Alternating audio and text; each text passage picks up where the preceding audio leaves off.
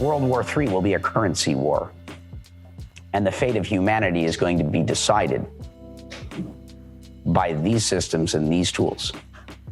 People that are not trying to sell you something, but trying to teach you something are the people you should listen to. We're living through the fourth industrial revolution, and there will be winners and there will be losers. And those countries that will thrive in the future are going to thrive because of the decisions they make today. And I don't mean hundreds of years from now. I mean years from now. Hi, it's Robin Sharma, and you're tuning into the Millionaire Student Show with Sashin. Sashin. Sashin. Sashin. Sashin. Sashin. Sashin. Sashin. Sashin. Sashin. Sashin. Sashin. Sashin. Sashin.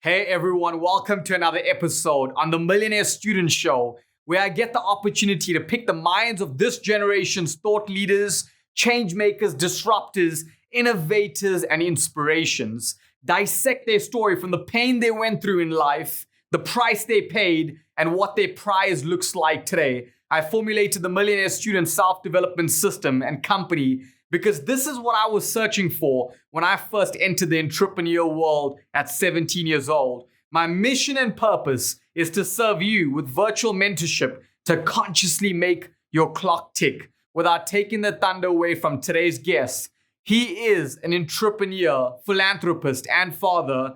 He has an extensive track record of founding, advising, and investing in innovative businesses and foundations, has made him a global thought leader. He began his early career as a child actor, making movies like The Mighty Ducks and First Kid. At 16, he believed the internet would change the world, and that inspired him to become an entrepreneur. He has co-founded, advised, and founded over 100 companies. In 2014, he put the US dollar on the blockchain when he co-founded Tether. Tether is the #1 most traded cryptocurrency with annual trading volume of over $10 trillion. A trailblazing technologist and innovator, he created the first major marketplace for virtual goods in online gaming, which is expected to grow to 190 billion by 2025. As a pioneer in blockchain and digital currency, he was integral to the development of the first initial coin offerings, ICO, providing a revolutionary way to fund and launch digital currencies. Additionally, as a founder of Blockchain Capital, he helped develop the STO security token offering to further secure investments in digital currency. Blockchain-based and digital currencies that he has co-founded includes EOS, Stablecoin, and Tether. On July 2020, he announced his independent candidacy for the 2020 United States presidency election as an independent. The Millionaire students, please help me in welcoming today's guests who would like to create America 2.0 with a government that embraces technology and who believes technology is the biggest issue for the United States' future. Brock Pierce. Brock, thank you for being on the Millionaire Student Show today. I truly appreciate your time. Well, thank you for having me. Glad to speak with all of you. So on the Millionaire Student Show, my mission and purpose is to dissect 3 Ps. The pain you went through in life, the price you paid, and the prize you've manifested today. What was the foundation of your life like before anyone knew you as the crypto tycoon you are today? Well, that's we don't have enough time to get through all of it, but I've paid the price, and I've definitely experienced the pain. And the prize is the gift that we have. The life that we get to lead. Those we get to serve, and the joys we get to experience, not just ourselves, but the joy we get to experience through those that we've helped enable. And so I'm a kid from Minnesota. I I grew up acting and making movies as a kid. And then I shifted into entrepreneurship, and I've helped build a great number of things. So you in three of the most iconic movies for the 90s kids, with the first Kid and the first two Mighty Ducks movies. Then you shifted to video game industry with Titan Gaming. What made that change for you? Well, so I grew up as a kid that liked games. You know, I was playing chess at a very, very young age, and I was of that generation that had the first Nintendos, the first Segas, the Atari, you know, all these things. And I was good at games. And I also collected baseball cards, and, you know, I was playing Magic the Gathering and, you know, all this sort of stuff. And when the first games became networked, where you had multiplayer, or what you call massively multiplayer games in what were effectively virtual worlds, I recognized, having played these collectible card games, that the intangible but tangible in those spaces, those assets had value. And I became one of the earliest market makers of, call it, virtual currency or digital currency, and things that you would think of today as World of Warcraft and Second Life. And so I began making markets, recognizing that people wanted to buy and sell these things, and built up a supply chain in my early 20s of about 400,000 people that played games to mine these digital currencies that I would sell all over the world. We were PayPal's largest merchant, or PayPal's largest customer, for years. We were instrumental in the launch of Alipay and launching China's payment systems, amongst many others. And so I made my shift from acting into entrepreneurship, recognizing that that technology and the internet was going to change the world. And I guess I did something before that at the age of 16. So I was at the height of my acting career. I went to my my management and said, "Hey, I don't want to act anymore." And they're like, "What?" I go, "Yeah, I don't feel like this is my calling." And they're like, "What?" I go, "Yeah, I think I'm done. I'm going to go do something else." And they're like, "What are you going to do?" I'm like, "Well, I'm going to become an entrepreneur, a technology entrepreneur." And they're like, "What are your qualifications? Where did you go to school?" I'm like, I didn't. But this is what I'm going to go do. They're like, "People would do anything to be in your situation. Are you crazy? What's wrong with you?" I go, "Nah, I gotta go where I'm called." And so I started my first company at 16. We raised $88 million. This is 1997, to build what you would think of is YouTube today, or Hulu and Netflix. The idea was to distribute content over, you know, the internet, and to create content that was serving underserved audiences, and to license and repurpose and distribute. Eventually, you know, people are going to have phones and tablets and things, and the CEOs of the TV networks and the movie studios at the time were like, "Are you crazy? You're never going to convince us in a million years that people are going to watch things on their computers. That's why we've got televisions." I'm like, "Well, wait and see." So you were dealt a really difficult hand at a young age for basically not having done anything wrong, just by association, and then really bad, irresponsible journalism. What would you have done differently, knowing what you know today? And how did those earliest life lessons in your foundation affect who you are today? Well, yeah, that first company, which was the hottest tech startup in Southern California at the time, my co-founder ended up getting sued, and well, I found myself, due to guilt by association, really, really challenged in life. And I mean, for me, I would say it was a very good thing. It forced me to struggle. It forced me to have to overcome big challenges, which had a couple of really positive impacts on my life. One is, it forced me not to judge people. don't judge lest you be judged. And so it caused me to keep an open mind and to always give people second chances if my intuition suggested doing so. And I think that's a good thing. And I think it's really important for everyone in life, to give people an opportunity to change. There always has to be a path to redemption in life. It also caused me to feel like I had a second chance. And as a result of that, it made me not want to screw up or mess up,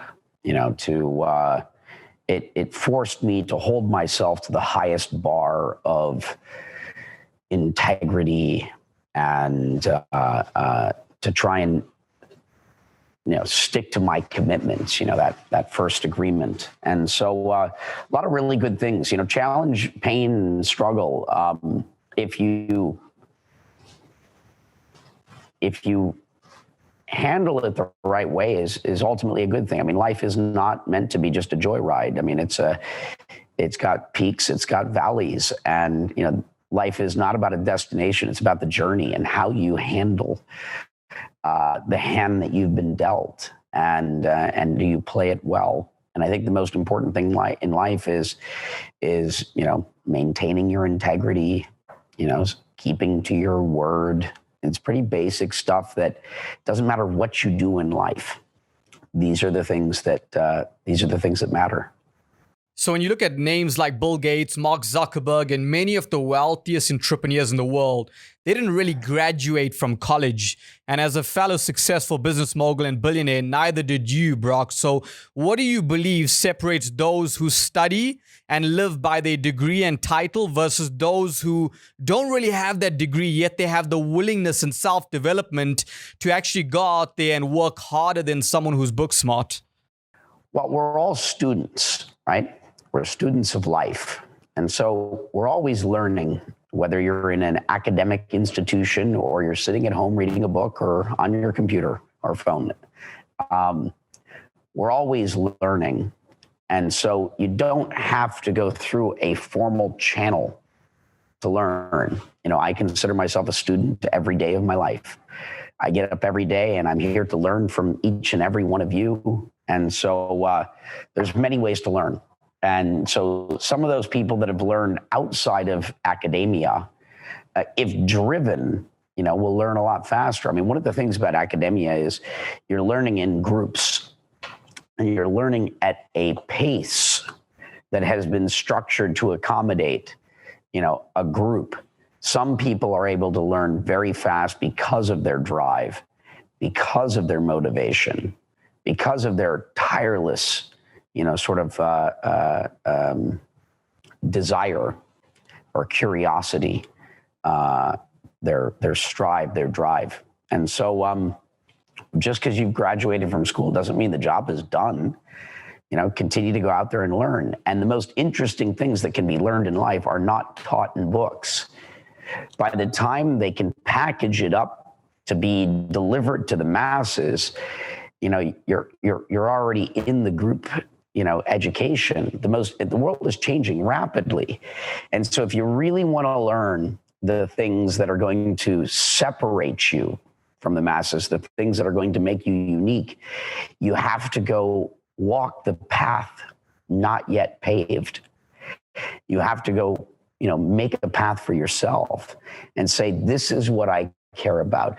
This is the thing that I think is going to make a big difference, and go teach yourself what has never been taught. So powerful, just validating that you're still remaining in student mode, because, we need to surrender to the fact that we don't know everything. And that's so important. Brock, I've heard you say, you've been at the forefront. And, what do you mean by that? And also, what do you mean by creating things and then building the future? Well, so most of my life has been dedicated to doing impossible things. And when I say impossible, I mean things that have never been done before. Building things that have never existed. I like to believe that I don't exist in this reality, meaning I see beyond it. I see the world not for what it is, but for what it can be. And then I devote myself to building those things that don't exist, to try and influence reality in a positive way. Because I think that we have a big mess on our hands. The world has a lot of problems. And I think we're doomed if we don't do something. And the good news is that we have 21st century solutions to our problems. Innovation is the answer to all of the challenges we face. Creative thinking. There is not a linear path to get us out of the world that we're in right now. It's going to require creative thinkers that are going to find solutions to the greatest challenges humanity faces right now. And the good news is you can do it. The word impossible, if you spell out the first two letters, is I am possible. And that's true for all of us. How much of that visionary skills came from chess? I'll tell you why, because I learned how to play chess when I was 6 years old, representing the country of South Africa. So we definitely did have a game. But, seeing the invisible to doing the impossible, seeing the future on the game is a skill that you actually implemented in life. I can't say how big a role it played, but there's a TV show on Netflix, really well made this year, called Queen's Gambit. I do recommend it. I don't watch much television. I prefer active entertainment. I prefer to create and to live life than to passively be entertained by it. But it's the only show I've watched this year because people said how great it was. And there's a character in it that everybody said, did they base this character on you? Did they base this character on you? Literally, they took your wardrobe. And so I had to go watch it. Really well made, exceptional television. And with I'm not going to spoil it. If you're into chess and you're into entertainment, it is phenomenal content, Queen's Gambit. And so I can't say what impact it had, but I would encourage, if you're a parent or wherever you are in life, chess is a great game of critical thinking, and it's one that does not include any randomness. There is no chance in it. It is 100% strategic, and it forces you to start to think ahead, to see the moves that your opponent might make. It causes you to see into the future of that particular game in that particular moment. I then started to learn another game called Go, which is an even more challenging. They say chess is the game of kings, Go is the game of emperors. And I view life as like a fourth or fifth dimensional version of chess or Go, because there's many more moving parts. So Forbes pegged you at number 9 in cryptocurrency wealth with holdings of about $1 billion. How did you get into crypto? Well, I was the main market maker in video games for digital currencies in the 2000s. And economists would come to study with us to get tenured in universities, because if you had economic theories, it was very difficult to be able to test those theories out in the real world. The stakes were too high. But in a video game world, in a virtual country, you could test economic theory without causing harm to a great number of people. And so after 10 years of doing this, I wanted to see if these ideas that we had been playing with could be implemented in the real world. And so I got into cryptocurrency very early on. And it was in 2012 that I stopped everything else I was doing to fully devote myself to this field, because I viewed Bitcoin as the future.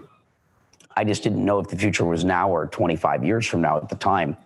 And in 2012, I saw kind of the critical mass coming together. I saw that lightning in a bottle, strike, and said, okay, the future's now. Let's go make it.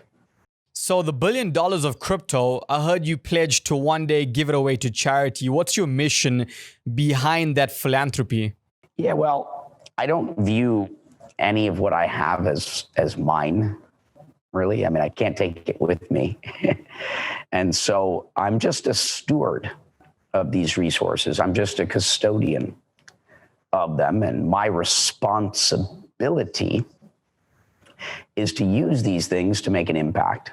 And so I intend to give away everything I have. I spend a great deal of my time. A billionaire to me is not someone with $1 billion. A billionaire to me is someone who has positively impacted the lives of 1 billion people. And you don't need to be a billionaire in terms of wealth to be my version of a billionaire. It's a matter of devoting yourself fully to those things that are going to change the world in a positive way. And it's a much more achievable thing. And it's also something that will bring you a lot more happiness and give you a legacy that really matters. You can't take the money with you, but the things that you do in this life, the positive impact you have on the lives of others, will have a long-lasting impact on the world even after you're gone. For those who are listening and watching in right now and have no knowledge on digital currencies, crypto, blockchain, etc., please explain in layman's term what a blockchain is and, then what is the purpose of cryptocurrencies? Yeah, so a blockchain is a slow, kind of dumb, and expensive database. But this database has a couple of attributes that changes what we're able to do with technology in a very, very big way. So a blockchain database is immutable, meaning no one can edit what has been written into that ledger or that database. It's immutable. No one can copy information in it and have it, own it. If you have a Bitcoin, or if you voted, for example, on the internet we use today, I refer to it as the Internet of Information. You can take someone else's picture and you can copy it and paste it. You can take a song or a video, because information is not unique. Information is there to be shared. But in a blockchain-based database, that piece of information can be no two places at once. You are the owner and controller of that information if you are the one with the key to it. It's also incredibly resilient. If you have a picture on your phone that's not shared in the cloud and you drop your phone in the water, the ocean, the lake, that information is gone. It's incredibly resilient because this database is shared and maintained by computers all over the world. So it's immutable, it's resilient, information can be no two places, and it's also incredibly secure. It's the most secure system the world has ever seen. And so it allows us to go from having the Internet of Information to the Internet of Everything. We now have the ability to impact value. We're changing history. History is his story. History has always been written by the victors. Truth is the truth that we've been told, not necessarily reality as it is. As we've now created a system of record keeping that no one is able to edit, the future from this day forward will be the truth. We've entered, as the Hindus would say, the Satya Yuga. We've now entered the age of truth, the age of enlightenment. And I believe it is this system, it is this database that is enabling that. The world has changed as a result of this forever. How does blockchain then solve business problems? Well, it it creates business problems because it creates a lot of inefficiency.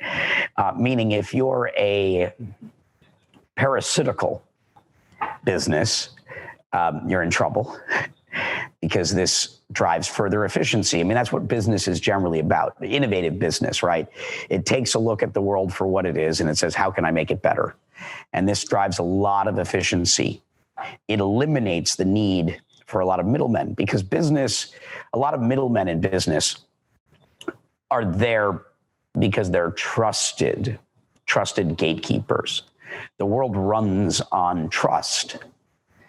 And this system is so perfectly designed that it eliminates a lot of the need for trust because the system itself is such an enabler of trust that middlemen that rely on, oh, well, I've been here for a long time. Look at my last name. Look at my family. It's the great equalizer. It's a great tool of empowerment. And so, but all problems, right, are opportunities. And so a whole new world is being created.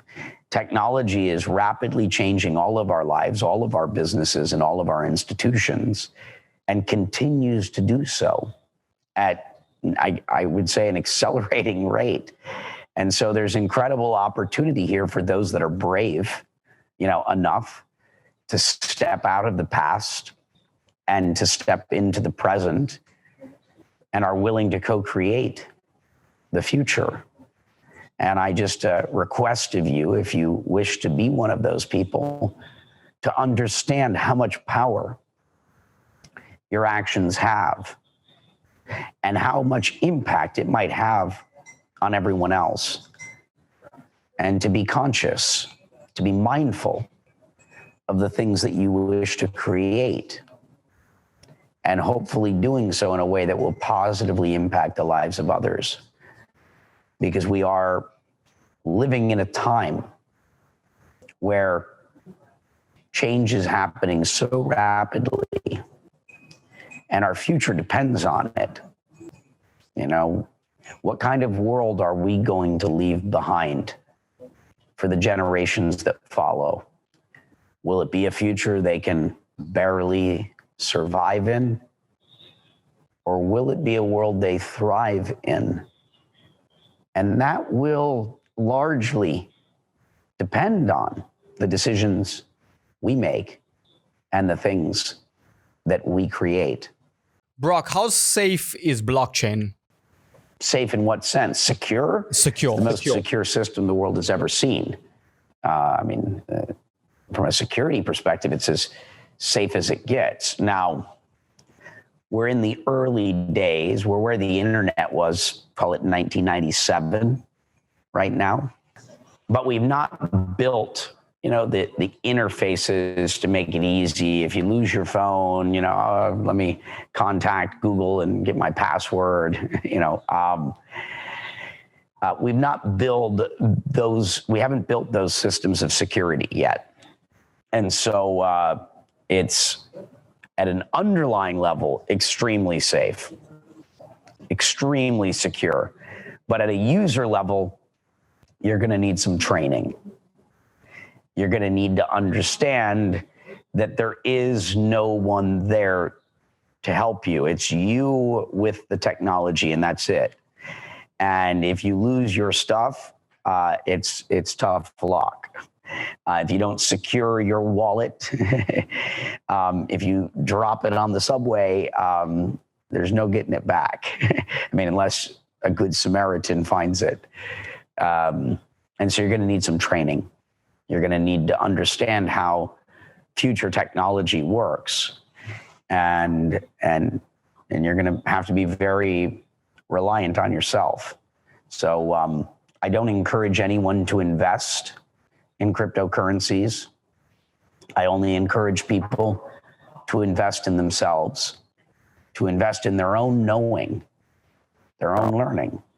And so if you can afford it, I do encourage you to go buy $10, or $100 of Bitcoin, not as an investment in Bitcoin itself, but as an investment in yourself, an investment in your own future, so that you can make informed decisions for yourself.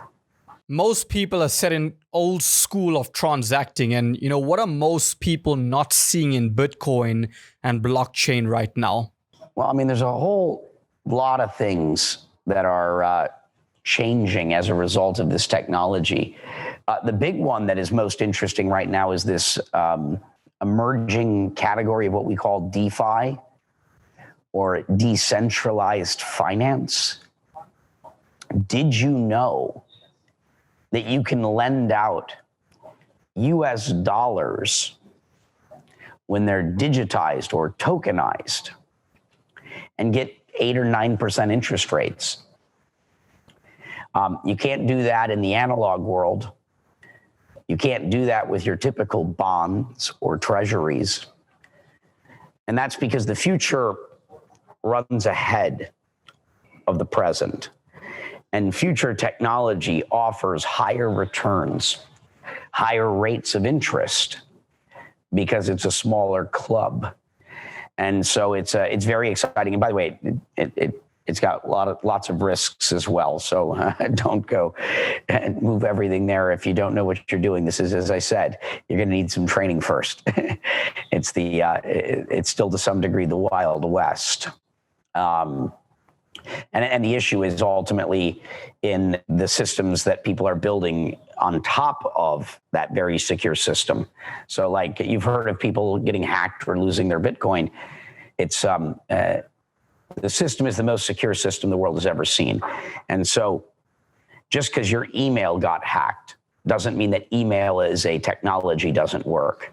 The underlying protocol is sound, but call it the email providers, those people that create the services are not always. And so because they're startups, they're trying to build the new hot thing, and they're often busy trying to get you as a customer, and sometimes they forget to lock the vault and to build the vault and protect the bank the right way. And so it's still early days, but decentralized finance is very exciting. We're also beginning to see tokenization of things like commodities, things like gold. If you own gold today, there's no yield on your gold. You have to pay to secure it and hope that store of value appreciates over time as an alternative to, call it, the existing monetary system. Because of tokenization, because of blockchain technology, we are seeing the ability to essentially lend out gold in ways we've never seen before, where stores of value can produce yield. And this comes from one of the things I did in 2014 is I tokenized the US dollar. I created the digital dollar.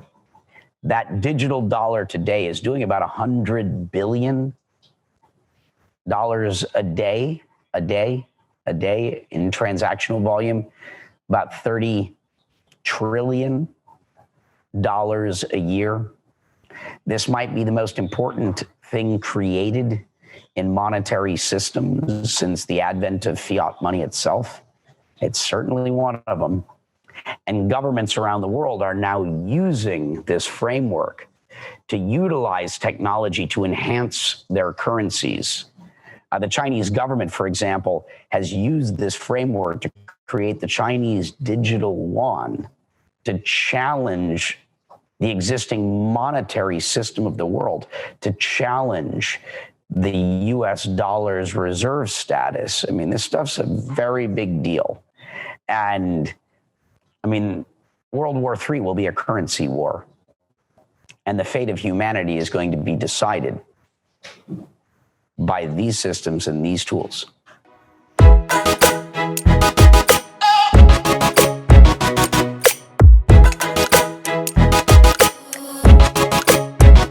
Hey, I want you to take a quick split second of your time. All I want you to do is hit the subscribe button and turn on your notifications. I want to update you when I have a next iconic guest on my show. Stay in student mode. This is Brock Pierce, and you're tuning into the Millionaire Student Show with Sashin. What is your vision and belief system of Bitcoin being regulated? Well, I mean, that's the role of governments, right? The role of governments is to govern and to regulate. Ultimately, it's supposed to be in service to the people, right? And so in democratic societies. So here in the United States, I'll stick to that because the world's a big place. The role of our regulators is to protect the people. And there are charlatans. There are bad actors in the world. And anytime there's something new emerging, and certainly where money is being made, and this is why I told you I don't encourage you to invest. Anyone that tells you do this or do that and you're going to get rich and it's going to be fast, you know, spidey sense, red flag. People that are not trying to sell you something but trying to teach you something are the people you should listen to. When someone is selling you, you should be skeptical. If you haven't learned that yet, remember this. and to think for yourself. You know, a fool and their money, a fool and their money are soon parted. So don't be the fool. And the only thing you have to do to not be the fool is to think for yourself. It is that easy. and not allow someone to just sell you on here's the next thing that, this is here, look, easy money, get rich quick. It doesn't work that way. And remember, it's not about the destination. It's about the journey. It's about investing in yourself and your continual education, your continual learning. And if you stay focused and you remember a few of the things I've just said right here, it generally will work out for you. It's not about showing off. And it's not about look at what I have. It's about look at what I've done. Look at who I've helped. Look at what I know. Here's what I can do for you. And, if you go through life in this sort of fashion, it normally will go well for you. But it's not quick and it's not easy. But there is a pot of gold at the end of that rainbow, at the end of that road. And you get there, you're not even going to care about it because it's like, I have everything I want. I'm living a fulfilled life. I'm filled with joy because of all the wonderful things that I get to do and the challenges and the obstacles that I have to continue to go through. And so, regulators, they're here to protect us, and I pray that that's what they do. It's one of the challenges with incumbents, call it the status quo, is we become very comfortable in the present, and those that are empowered, in power, often want to protect the power that they have. And so they fear that which they don't understand. And we conquer fear with knowledge. Though you have a lot of people that are, call it, part of the past, that would like us to live in the past and want to protect that which they have and want to keep us where we are. Unfortunately, that's not possible. It's impossible. The world is changing. And so we have to evolve in this ever-changing world. And I pray that our regulators recognize this and help prevent bad actors from being bad actors and people that cause harm from committing harm, but recognizing that the status quo is just not going to last. And we're living through the fourth industrial revolution. I was about to say revelation. We're living through the fourth industrial revolution, and there will be winners and there will be losers. And those countries that will thrive in the future are going to thrive because of the decisions they make today. And I don't mean hundreds of years from now. I mean years from now, decades at most.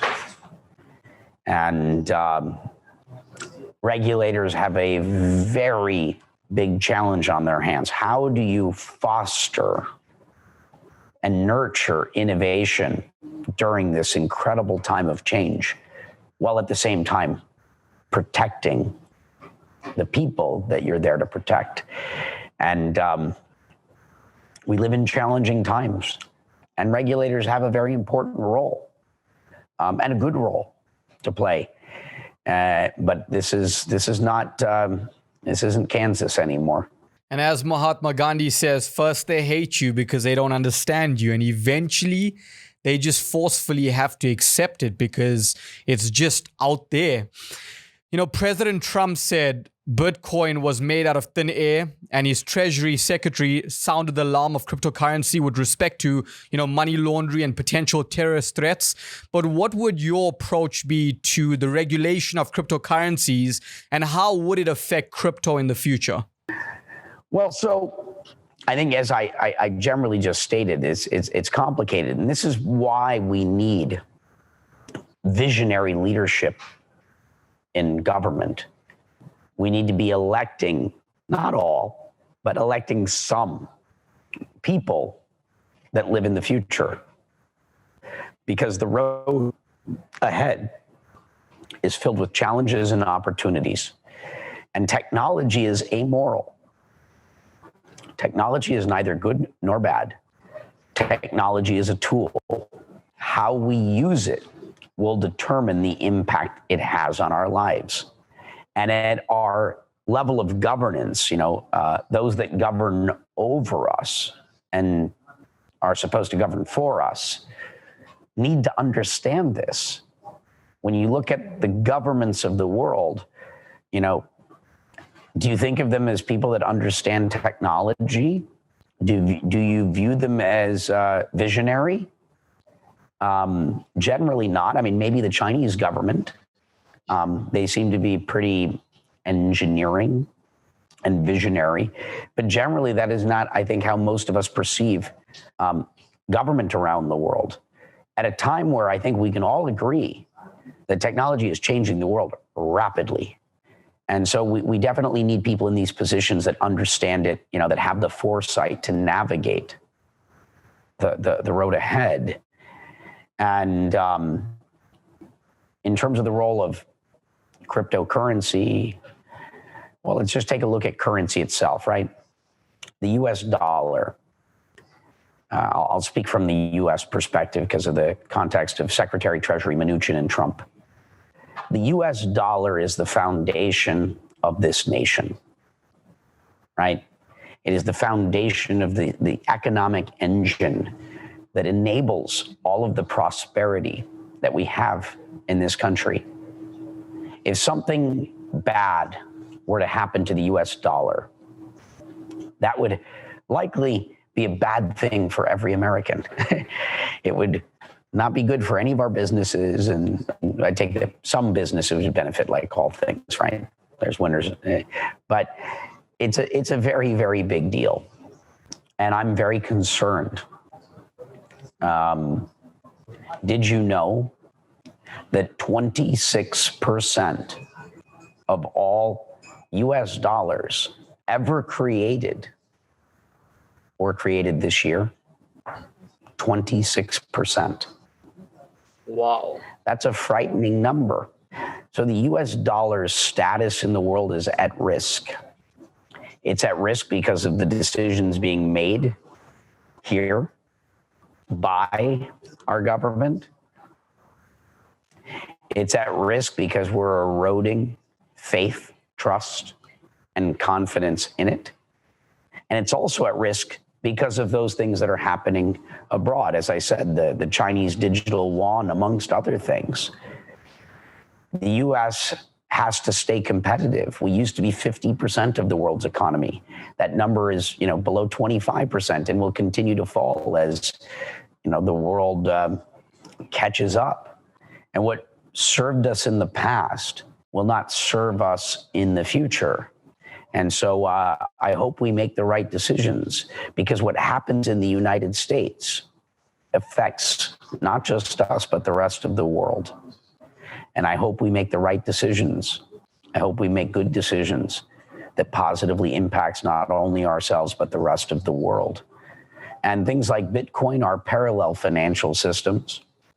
These are systems like digital gold, alternative stores of value to secure yourself against a failing of, call it, the state-run monetary system. And I think as the world is changing, we're going to need a lot of experiments. And hopefully we keep creating experiments that can create more equitable solutions for humanity, right? I don't look at the world as it is today and say this world is perfect. We've made it as good as we can. No, we can always do better. And so I hope that we continue to think of ideas and create solutions that can empower more of humanity, to create financial inclusion, to create opportunity. I mean, America is what it is because of this concept of the American dream, right? The idea that you can make things for yourself, that you can change your life in a positive way. And that American dream does not exist everywhere to the degree that it exists here.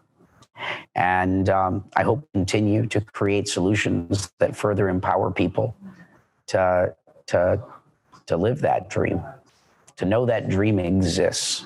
Brock, what was Bitcoin valued at when you first invested? Well, I didn't invest. I got my first Bitcoin through mining by adding security or computation or compute to the network. When I started, call it buying into Bitcoin, you really couldn't buy Bitcoin, so you had to mine it. And then looking at it today, where it's just over 19,000, what is your prediction short-term, medium-term? And I know no one can hold your word because, from a financial perspective, but from your opinion, your personal opinion, what's your prediction 6 months and then 12 months and then 10 years long-term? Well, I can't predict anything short-term, but what I would say is that Bitcoin is either going to zero or call it $1 million. It's a binary, 0 and 1 kind of outcome. I believe there is a role for a digital gold, a digital store of value. And so I'm convinced that Bitcoin or something like it is going to call it $1 million, maybe more, probably more. And the question is Bitcoin the winner or not? And, Bitcoin has now held this role for 10 years, and I don't see any real challenger, because for digital gold, we just want something super simple, super secure. And I'm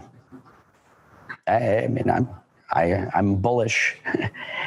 It'll probably go back down before it goes up again. And then it'll come down and go up again and down and up again. We go through these cycles. And we're going to probably go through more of those. It might hit 25,000 before it goes to 15,000. It might go to 30,000 before it comes back down to 20,000. But if you look at the charts, this is the nature of things. We have run-ups and pullbacks and run-ups and pullbacks. But each time the ceiling gets higher, and as the ceiling gets higher, so does the floor. But again, I don't encourage anyone to invest in this other than to invest in yourself. Buy $10, and if you're trying to buy in over time, not all at once. That way you don't buy at the top or the bottom of the market. You're averaged in, and it's safer that way. I know a lot of people are like, but if I did this, if I did that, life is long. don't count the dollars you didn't make yesterday. Understand that this is a long game, and getting rich quick normally doesn't work. For every story you see of that person that got lucky, there's normally a lot of people that didn't. And it's not a good game to play. Brock, you started Tether, which today is 19.7 billion on the market cap, and then you also founded EOS. What was your mission for both Tether and then EOS, and what were you aiming to solve? Well, Tether is that US digital dollar. I wanted to show the world's governments how technology could be used to enhance their currencies and bring some utility to this market. But it was the big picture. That's happening. It's doing $30 trillion a year in transactional volume. I mean, it's every government should be paying very close attention. And it's not a threat. It's an opportunity. And what you do with this opportunity will impact the fate of your nation. It's a very big deal. One of the biggest, most important things, from a currency perspective, probably the most important thing created in a very long time. In the case of EOS, EOS is not Bitcoin. It's not intended to be a digital gold. It's intended to be an Earth, operating system, right? A technology platform that is distributed that you can build things on top of.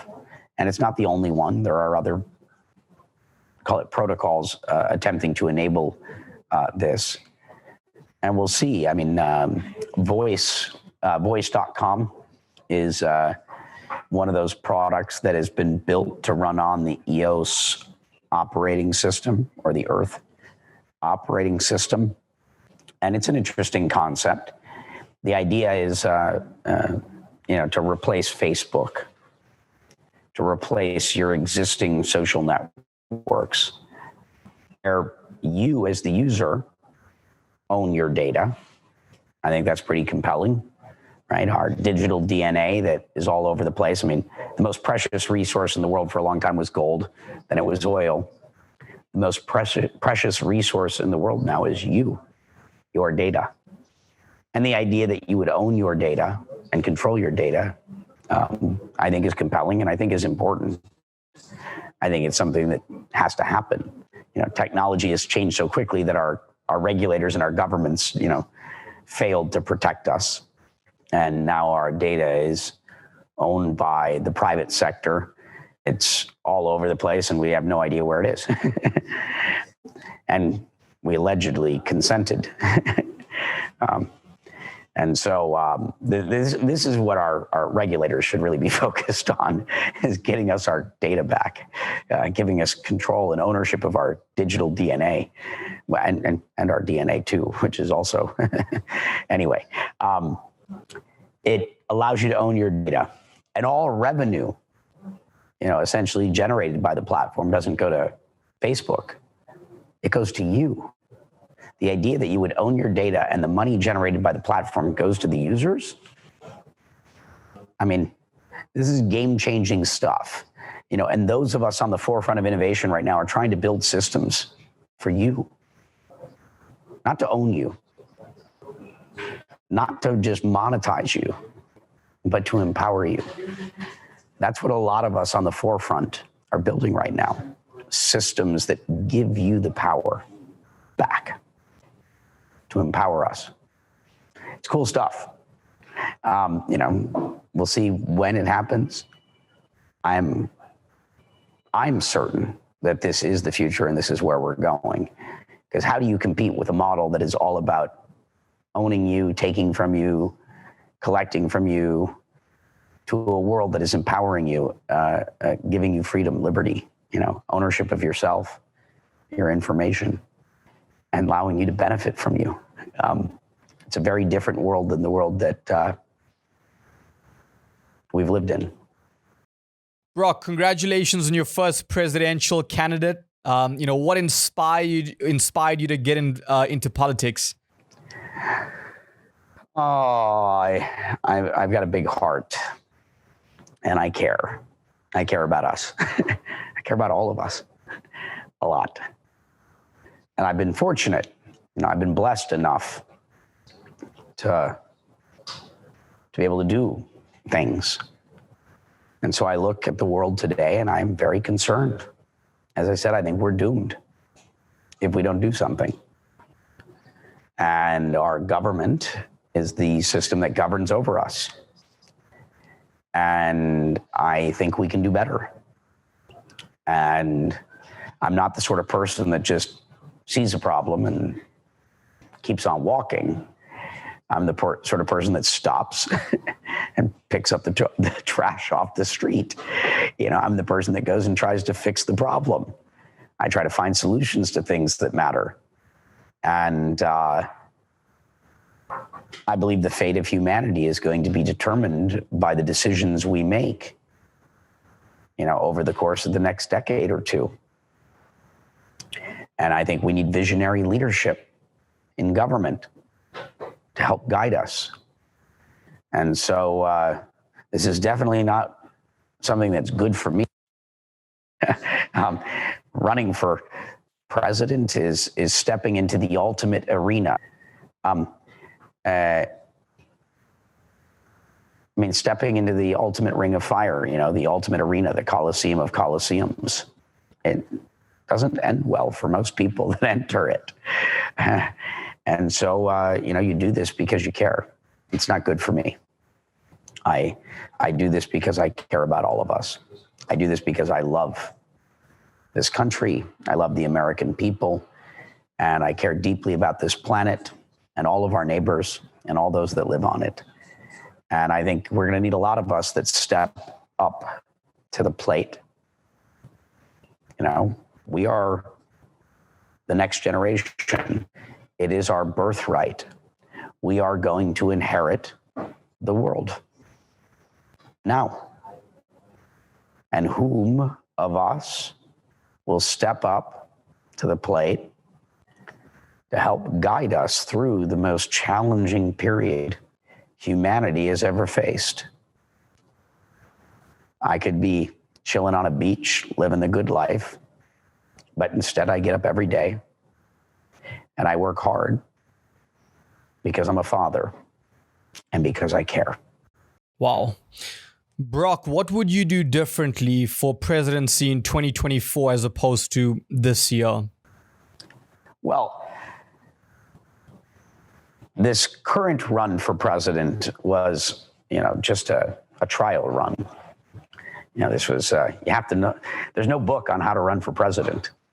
There's no book or teacher, there's no school you can go to that shows you how to do this. There's only the school of the hard knocks. There's only the school of the doing it. And so this was to learn the rules of the game. And I've graduated and I now understand what to do and how to do it.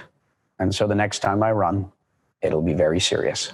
I have a few questions, about one or two about presidency, and then I want to close out because I know we're running out of time, and it's truly been an honor having you on. So I want to dissect a few questions as if you were president and how you would have, maybe handled a few things, because I know, as you mentioned, 2024, but how would you have fixed the huge debt right now? Because at the end of the day, whatever affects the US does have a ripple effect on the rest of the world.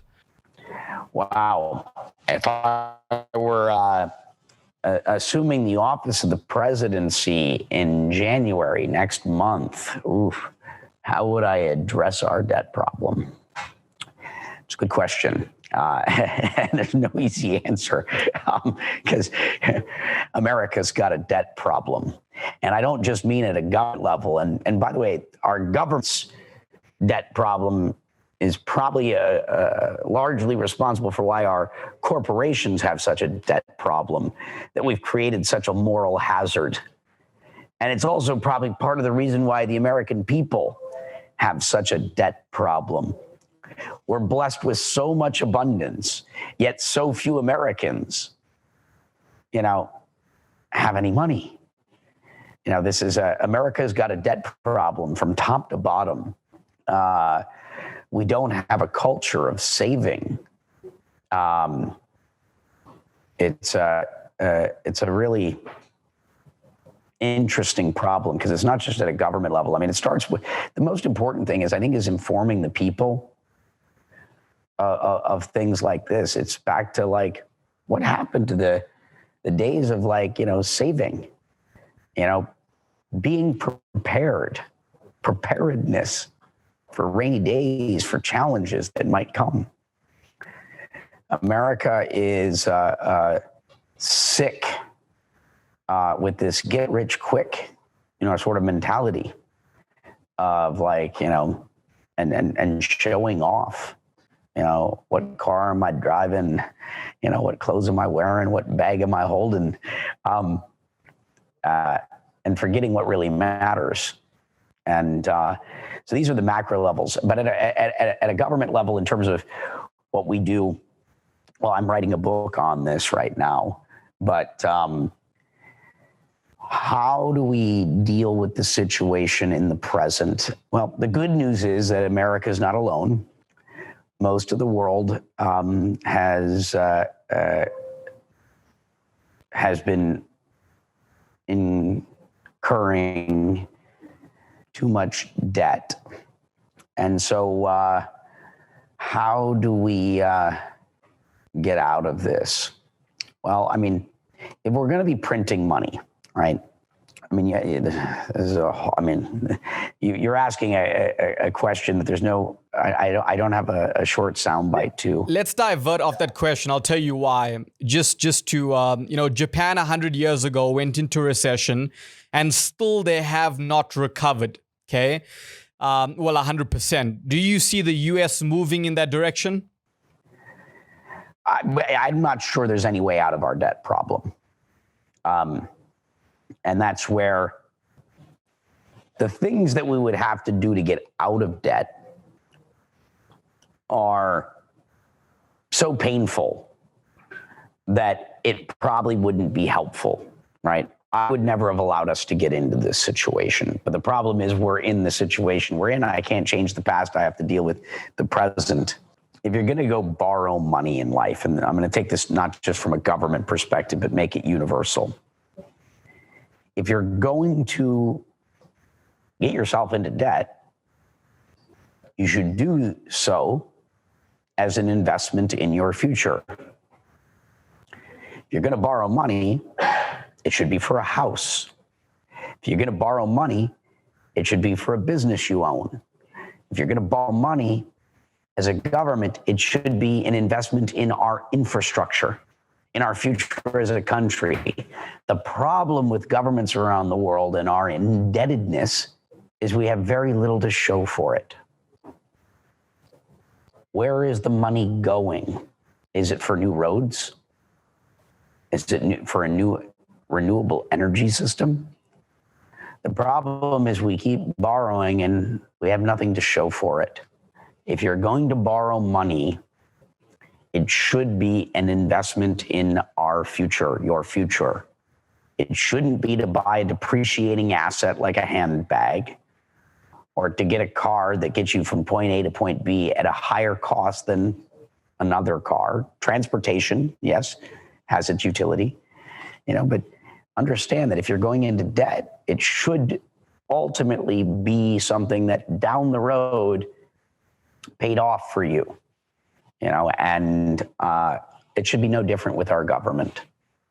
Our government, if it's taking on debt, it should be to invest in our future and really in infrastructure.